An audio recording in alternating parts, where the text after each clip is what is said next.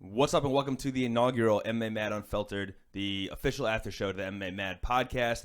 We're calling it episode 169, but that's because, it corresponds with the MMA Mad podcast. So what this will be is a sort of reflection back on the most recent episode of the podcast. We're going to throw in clips of the interview. I'm going to kind of break down, give you further insight on those clips. We're going to do some fight predictions. If there's big news in the MMA world that we didn't cover on the podcast or I want to dive deeper into, we'll do that as well. So this is basically your YouTube companion to the podcast. Hopefully you're already listening to, but we have a subscription link in the description of this podcast, or this video rather. So, yeah, this is weird for me too. I'm so used to saying podcast, but if you click on that link, you can follow us. You can subscribe on iTunes. We're on Stitcher. If you want to just follow the Libsyn feed directly, that works as well. However you listen to our podcast, we are there. This is part of the Clovercrest Media podcast group.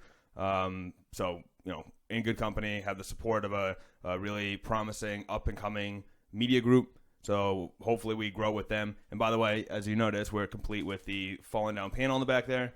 Here it is. Hopefully, and this could be wishful thinking, hopefully a theme of these after shows, these MMA Mad Unfiltered, are the slow, gradual upgrade of this studio. I don't know if that's going to be the case. That could be wishful thinking, but, hopefully. I've made some changes here. I'm going to show you guys around. Look, I got this thing. See the E sliding off? That's nice, You got to keep it authentic. That's the difference between a podcast and like one of these nice fancy television shows backed by like ESPN or even like SB Nation. So donate below. No, I'm just kidding. So this week we had Liz Carmouche and Calvin Kattar on the podcast. This is kind of a peek right away behind the scenes of this whole podcasting thing. So I pre-record these interviews. I work full-time. This is a side hustle for now. Obviously, the goal is to have podcasting or writing or whatever ultimately become, the full-time job. But right now, and for the past 5-6 years, however long I've been doing this thing, it's been a side hustle. So in order to fit it into your day and schedule with different fighters and stuff, I basically have to pre-record these interviews. I can't do a live show like Hawani. I mean, maybe occasionally, but I wouldn't be able to consistently come out with it on the same day of the week or anything like that. So you pre-record these things, right? I had Liz Carmouche on, so I released the episode on Wednesday. I had her on like the previous Friday, I want to say. And it was a great conversation. At the time, she was rumored to fight Valentina Shevchenko because they needed a headliner for the card she was already on. So the July 20th ESPN card, good card, but no headliner really. So they're going to do a title fight, Valentina versus Liz for the title. And that would have pulled Liz off of this card or this fight she already had booked with Roxanne Modafferi. So we talked about it. At the time, that had already been nixed. They brought in RDA versus Leon Edwards, I believe. So that's the main event of that card now. But we talked about the possibilities. What was the process of her finding out that she was going to potentially fight Valentina and all that. But then we get into her fight with Roxanne because that was the fight coming up. I released the episode on Tuesday night. Now, normally I release it Wednesday night. For some reason, I released it a day early. By the way, just a heads up, that'll be the schedule moving forward as well. So we released a day early this week, but not really because now we're switching to Wednesday. So Wednesday podcast release. Tuesday night, if you will, but it'll be ready for you to listen to Wednesday morning, your morning commute. And then Friday, around noon, I think I'm going to try to do this at noon. I'll be releasing these after shows. So that's the schedule moving forward. But I released it Tuesday night, literally an hour after I posted it. And I could have deleted it and redone it all, but, it's part of the game. So literally an hour after I posted this podcast where I talk about how she's potentially going to fight Valentina, but now she's not. She's fighting Roxanne, whatever. News breaks that she is fighting Valentina. Now, it's not until August, so it's a different card, but unfortunately, we didn't get into any of it, and, it sucks. It is what it is. And honestly, it's one thing for the interview. I would have liked to have talked about it in the intro of the podcast, maybe explain the changing situation to keep people up to date, but you can't. So as a standalone interview, we still talked about Valentina. There's some value there, obviously. In a moment, I'm actually going to throw it to a clip where we talk about Valentina so you guys can hear the conversation. At that point, we're talking about a what-if scenario. Now it's actually happening, so that should be interesting. But, yeah, I'll throw it to the clip with Liz now. But I already talked to Liz just as an update. She texted me back this morning. She's coming back on the podcast. So we will talk in more official terms about Valentina coming up. But as far as this week goes, Liz Carmouche, here she is in episode 169 talking about a potential fight, which ended up being an actual fight with Valentina. This entire week, I feel like your name's kind of been getting thrown out there a lot because of this whole story of a potential title shot against Valentina. There's no headliner for that San Antonio card. I think it's RDA versus Leon Edwards is going to be the main event. But So it doesn't look like anything's going to come out of it. But talk to me about how that whole thing happened from your end. Were you in talks with the UFC about a fight in Valentina? Did you sort of hear, the same way we all did on Twitter? How did that go down? Yeah, unfortunately, I heard just the same way as everybody else on Twitter. Yeah. And I was right in the middle of doing my endurance and conditioning, and my coach shows me this tweet, and I'm like, what? Like, this is word to me. I mean, I love it, but I haven't signed anything saying I'm doing this deal. I totally do it in a heartbeat without hesitation. And I actually hauled ass and shaved off and had my best run time ever as a result of it, just with the right motivation. But no, Shevchenko is somebody who I fought very early in my career, and I would love to fight again, especially for the belt. All right. Well, yeah, I was going to ask the next question. What would it have taken on your end? Because obviously you're booked to fight Roxanne, so she would either get bumped from the card. I'm sure that there's plenty of time. I'm sure they find a replacement opponent. But it is a title shot. Those don't grow on trees. So it seems like if they did come to you with it, if that was a situation, you would have just said yes. Absolutely. Yeah, that's awesome. I mean, I think the good news is that's. I mean, not that you needed it, but I feel like that's proof that you are kind of that next person in line to get the title shot. Like, if that was the name that was being thrown out there as Valentina's next opponent, it seems like that's going to be you, provided you win on the 20th. Yeah, I'm really hoping that this isn't just like a rumor that gets my hopes up, but this is actually something that comes to fruition, because I felt like this was something that should have happened going into 125.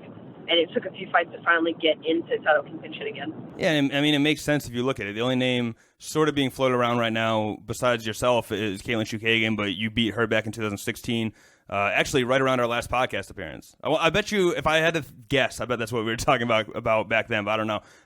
But, you have the win over... I think so, yeah. Yeah, sounds familiar. I feel like, yeah, it must have been. I don't know if it was either right before or right after, but who knows. Then you have the win over Valentina, obviously, you mentioned a while back, but 2010. So that sort of helps from a marketing perspective. I feel like when the challenger has a win over a champion, it's just easy to sell fights like that. It really kind of bumps you to the front of the line. And you're already ranked, 3 right now. So I think it makes perfect sense. So I don't think it would just be a rumor, especially if you get another win on top of it over Roxanne. I agree. I think that there's too many things that are pointing that this is the right fight to be set up. And I don't see any reason why it shouldn't happen. All right, and thank you to Liz. Liz, by the way, is a great interview. This is a recurring thing on this podcast, but if I have somebody on multiple times, if somebody comes on, honestly, more than once, unless they're a huge star, I might give someone a second chance, but for the most part, if someone comes on more than once, it's because I like talking to them, not because it's who I can get as an interviewer or whatever. It's because I literally enjoy the conversation. There's a lot of fighters. There's a lot of people to choose from. If you see in the podcast, there's a lot of people who are coming on multiple times, and it's because they're good interviews. So it's kind of a cosign, a stamp of approval. Not that I'm some tastemaker, but it's just as simple as I don't want to talk to somebody who wasn't fun to talk to, or who was rude, or who was standoffish or whatever. It's not fun for me. So I'm glad I added them to the list. I'm glad they're on the list once, but I'm not going to seek out a second interview with those kind of people because who cares? At the end of the day, I can get someone else. Now, Liz, this is only her second time on the podcast, and not because I didn't want her ever on multiple times. But because, I don't know, she just kind of slipped through the cracks. But the podcast is back now. Had her on again. As you can hear from even that little clip, she's extremely nice, great to talk to, and she'll be back on the podcast, soon. I was just texting her. She's going to come back on to kind of talk about the fight that we never got a chance to talk about, in reality, although we did talk about it. So, yeah, I hope you guys enjoyed that clip, but we also had a second guest on this week's episode. Sometimes I'll do one guest for the whole episode and have a longer conversation. It really depends. Some of these people I don't talk to as much. Phone call conversations also aren't the most fun to do. I'd rather do it in person, but it becomes a proximity issue. Obviously, if somebody lives in like California or whatever, or just fought in Vegas, which is the example with our next fight, Chicago, sorry, not Vegas, then we can't do it. So.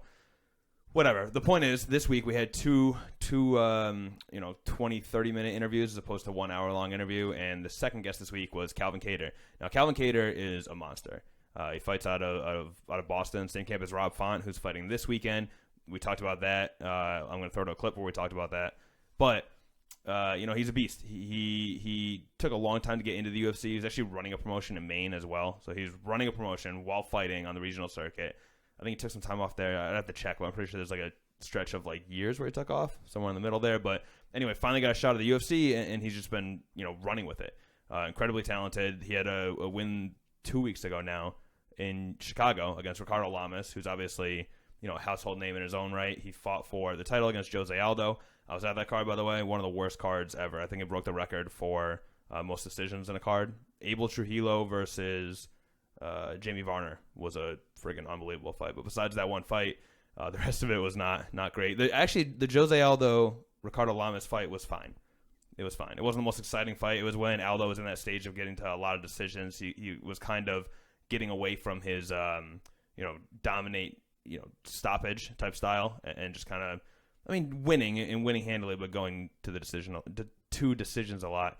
It was a good fight, though. I think the leg kicks were there. I think Ricardo Lamas might have even won the 4th round or something, so it was competitive. But regardless, Ricardo Lamas is a guy who's been there before. He's been around for a while. He's been a top contender for a while in a very deep division in featherweight, and he's from Chicago. So as soon as they announced this fight, I was like, this is a huge opportunity for Calvin. We've supported Calvin on this podcast for a long time because he's a New England guy. I'm a New England guy from Connecticut, so we tend to support New England guys on this podcast. Pretty much, there's exceptions, but most of the guys who are sort of, predominant in the sport fighting out of New England, they've been on the podcast before. I've met them a few times, whatever it is, and Calvin's one of those people. So we root for him. I don't have the biases. I'm not rooting against Ricardo Lamas. He seems great, but on this podcast, I'm not like a journalist. On this podcast, if it's somebody who's been on the podcast a few times or I've met them, I will openly say I'm rooting for him. I think it's not hard to find who my favorite fighters are if you listen to this show. So Calvin Kattar, somebody who I absolutely root for, and picked up a huge win over Ricardo Lamas, knocked him out. Looked great. The knockout, I don't know what went viral, but it was in the top 10 on SportsCenter. So, that's something. Obviously, it's on ESPN, and partially is because he mentioned it in the post-fight. He was like, I want to see myself on SportsCenter, basically. They gave it to him. Number 4, too, so it wasn't like a gimme. It wasn't like a number 10. They gave him a number 4 spot. But more importantly, he's top 10 at featherweight now in the UFC. That's huge. That's, I figure, he's either number 10 or, I don't know, but regardless, he's top 10 now. If he gets some more top 10 opponents, which at featherweight, there's a million very exciting options. We talk about it in the podcast. But, he's going places. I can see him being somebody who really has a shot at fighting for the title for featherweight at some point. Especially, featherweight's still deep, but you have Max Holloway on top. A lot of guys who used to be featherweights are fighting at lightweight right now. I don't know. We'll see. I'm just thinking about, like, Poirier, Conor McGregor. These guys are lightweights now, right, naturally. Calvin Kattar has a lot of room to really dominate that division, and that's exciting. So we'll see. I'm salivating at the idea of some of these matchups coming up. But right now, because of course Calvin Kattar coming off this huge win, he just wanted to talk about his buddy Rob Font. He brought him up a few times on the podcast, and then finally we get into talking about that fight in depth a little bit more. Rob Font fights John Lineker this weekend, so I'll throw it to that clip where we're kind of talking about Rob Font, his teammate, his friend. He's actually pulling up to his house. I can't remember if that part's in the clip or not. But we're talking on the phone. He was driving while we were talking on the phone, and he was pulling up to his house, which I didn't even know when we were doing the interview. So it's great. So here is Calvin Kattar and I talking about Rob Font, who fights this weekend. Enjoy. Yeah, you brought it up. Obviously, the focus right now is Rob Font. Teammate of yours, he's set for the rematch with John Lineker on the 22nd. Talk to me about that matchup. How's Rob looking right now in training? It's good. I'm just pulling up to his house now. Nice. He's a whole different fighter than he was in that Lineker 1 fight. And you guys will see a difference come next Saturday, man. He's prime ready to go, and I couldn't be more excited where he's at. How does the approach change when you're preparing for a rematch as opposed to a new opponent? Because I don't think you never had a rematch, right? At least not in your pro career. I don't think I've had a rematch, but the Chris Foster fight back before, the one before I made my UFC debut, we were scheduled to fight, and he didn't make it after weigh-ins. He had a medical issue or something crazy, but. Yeah, no rematches. By the way, it doesn't make it easy to look that up because I'm going through your resume and you've no rematches, but you fought 2 guys with the last name Almeida, 2 guys with the last name Foster. Like it's real confusing, man. I was like, what the? Either you're fighting siblings back to back, or I don't know what's going on, but it was confusing. I know, man. I know. Too funny. The other guys are. I actually trained with some of the other guys too. It's with the Brazilians, man. They're all got their last names Almeida. Yeah, Silva. Yep, Silva and Neto. Yeah. But obviously, Rob's got this one coming up. You're part of this fight camp, so now you at least know what it's like to prepare for a rematch. Does anything change from a training perspective? Is it just like facing a new opponent, or are there certain differences because you've already fought the guy once? Mainly, I think you just what we train every day is to fight for no matter who they put us in there with. So Right. for when instances like this happen, we don't really have to worry about scrambling, changing the game plan too much. And stylistically, I think they're pretty on par, so it's not a huge switch up. And we already know how Lineker fights from, the takeaways from the first fight as well. So I think added up all those things together and how great Rob looks and knowing the changes he's made since those fights, I think you're going to see a whole new Rob Font, and I think it's going to be definitely a different outcome, and I'm excited to see it happen. Well, obviously the original fight was Stamen, but I mean, personally as a fan, I'm actually looking forward to this one more. I think it'd be good to get Rob to get that fight back because he was on this win streak and then lost to Lineker, and it felt like it halted things at the moment. And it felt like Rob could have performed better too. It wasn't like Lineker was just better. So to see this rematch, I feel like it's kind of a blessing in disguise, kind of that the first fight fell through. Obviously, bantamweight's an exciting division these days. New champion Henry Cejudo, whatever, Dominic Cruz, Cody Garbrandt, and Jimmy Rivera, those guys are still hanging around. If Rob can win and get into that top 10 or back into that top 10, I feel like there's a bunch of exciting matchups waiting for him. So I'm excited. I know he used to be a featherweight too. Is there any talk about him, moving up to 145 at some point, sharing your weight class, or is it not really in the cards right now? He better hope not, because he'll get that work. Hey, man, that would be the main event of Boston for sure. A little teammate on teammate action. No. He's I feel he's the same way. Anybody you put us in there with, it's going to be an exciting fight, no matter who they are, because that's what we bring every time. We're looking to put these guys on the canvas and have them face the ceiling each and every time. And I wouldn't be surprised if that's what Rob does next weekend. All right, that'll do it. Hey, PD. Hold on, come here. I'm not above exploiting my cute puppy for views here. Hey, say hi. Okay, thank you. All right, so that's Petey. He's often a disruptor of the podcast. Makes a lot of noise. All right, see you later. All right, so yeah, that'll do it for the inaugural MMA Mad Unfiltered, the inaugural MMA Mad podcast after show. The more I think about it, we might have done one like years ago. I'm not really sure, to be honest. I don't know. If you go back on our YouTube channel, I'm sure you can figure it out. But this weekend we have Hanada Moicano versus, I probably butchered that name, by the way, but what are you going to do? Versus Chan Sung Jung, the Korean Zombie. Both coming off a loss. That's the main event. I don't know how often that happens where both main eventers are coming off a loss, but tough losses. Korean Zombie just lost to Yair Rodriguez, and Hanado just lost to Jose Aldo. So there you go. A couple of knockout losses, too, I believe. I'm not sure about the Aldo fight. I'm pretty sure that was a knockout. I know that Yair Rodriguez knocked him out with an elbow, I want to say, in the first round. So, we'll see. But obviously, very exciting fighters, very promising fighters. It was only Chan Sung Jung's second fight back since serving his military term with South Korea. So, I don't know. It's going to be an exciting fight. That's one where you kind of throw out the records. Obviously, both guys are looking to bounce back. Both guys in the discussion at featherweight to potentially make another run of the title. We just need to kind of see how they respond to this one. Someone's going to win, right? And someone's going to lose and lose back-to-back fights, and that's interesting too. But that's the main event. Of course, Rob Font versus John Lineker, which I think might be co-main event. I'm not sure. But regardless, it's on the main card. That's going to be exciting. That's the fight I'm looking forward to most just because of the podcast angle. Although I do love Korean Zombie. He's always been very exciting to watch.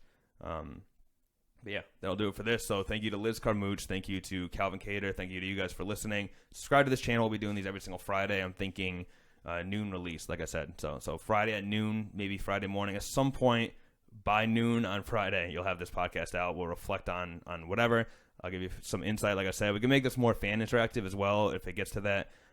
People have questions or comments, I'll answer them. If people want to reach out on Twitter, you can find me at Nick Risner, NickRizner.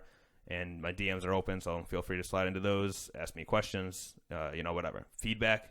I'm sure there's plenty of feedback, by the way. If you're like an audio or a video production guy, which I know we have some at Clovercrest Media, they're probably going to be like puking looking at this thing. Like, fix the background. The mic's in my face. Listen, I know. I'm not good at this, but we're working on it. I'm an audio guy who is diving into this video world. So, but like I said, feedback welcome. Tell me all this stuff. It make the show better. It means a lot to me. So, yeah, once again, that'll do it. I appreciate you guys listening for as long as you have, or if this is your first time, that's great. And I will see you guys next Wednesday, I guess, with a brand new MMA Mad podcast. Subscribe on iTunes, please. Rate, review, subscribe, please. And that's it. Peace, guys.